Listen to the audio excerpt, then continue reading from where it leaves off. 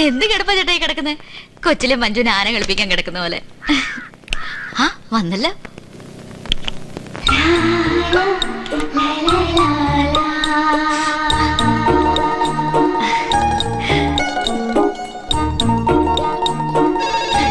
Hello hello, അമ്മയാ മനു?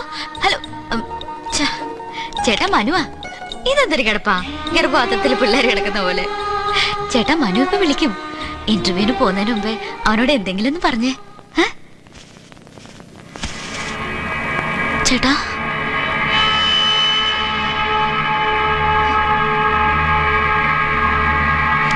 ചേട്ടാ, ചേട്ടാ.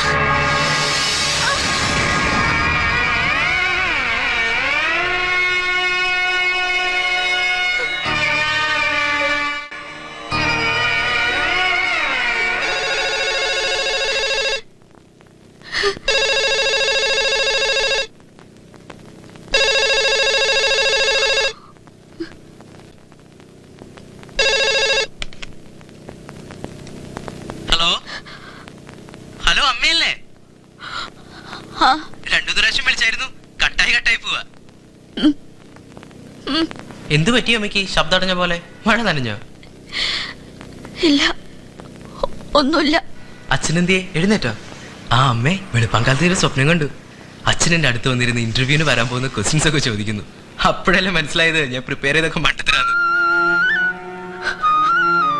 ഓന്റെ കൂടെ ഉണ്ട് അച്ഛൻ, നിന്റെ നെഞ്ചിലുണ്ട്. ഇപ്പൊ ഇന്റർവ്യൂ കഴിഞ്ഞിട്ട് വിളിക്കും.